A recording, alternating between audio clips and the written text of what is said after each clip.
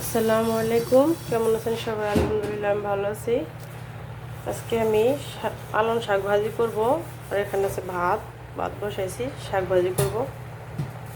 শাকটা আমি ভাপ দিয়ে নেব, লবণ দিয়ে বসিয়ে দিছি চুলার উপরে, ভাপ দিয়ে নেব। শাকটা আমি ঝরাতে দিছি পানি। এখানে আমি আরেকটা কড়াই বসিয়ে দিছি, দিয়ে দিলাম তেল।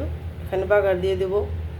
তেল একটু গরম হয়ে গেছে, দিয়ে দিলাম রসুন কুচি, পেঁয়াজ কুচি দিয়ে দিলাম, কাঁচা মরিচ দিয়ে দিলাম। এখানে আমার ভাত বলক চলে আসছে। এখানে দিয়ে দিলাম 2টা শুকনো মরিচ ভেঙে। পেঁয়াজ রসুন ভাজা হয়ে গেছে। এখানে আছে শাক, এটা ঢেলে দিলাম। শাকটা ভাজা হয়ে গেছে, এখন নামিয়ে নেব।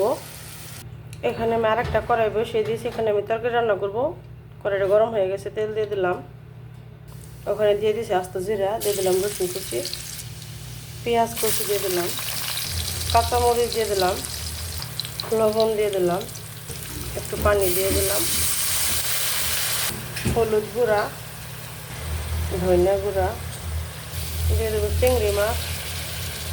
চিংড়িটা আমার কষানো হয়ে গেছে, এখন আমি এখানে ঢেলে দেবো পরকল, আমরা পরকল বলি। পরকলটা আমার কষানো হয়ে গেছে, এখন আমি দিয়ে দেবো পানি। পানি দিয়ে দিলাম। পানি দেওয়া হয়ে গেছে, ঢাকনা দিয়ে দেবো বলক চলে আসা পর্যন্ত। একটু ভাজা জিরার গুঁড়া দিয়ে দেবো তরকারিতে। তরকারিটা হয়ে গেছে, এখন আমি নামিয়ে নেব। আমার রান্না শেষ।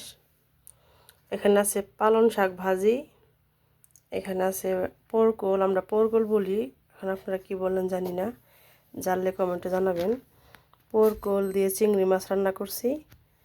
ওখানে আছে ভাত। তো আমার রান্নাটা কেমন হলো সম্পূর্ণ ভিডিওটা দেখবেন, দেখে কমেন্টস করে জানাবেন, লাইক করবেন। ভালো থাকবেন সবাই। সবাইকে বিদায় জানিয়ে আজকের মতো ভিডিও এখানে শেষ করছি। আল্লাহ হাফেজ।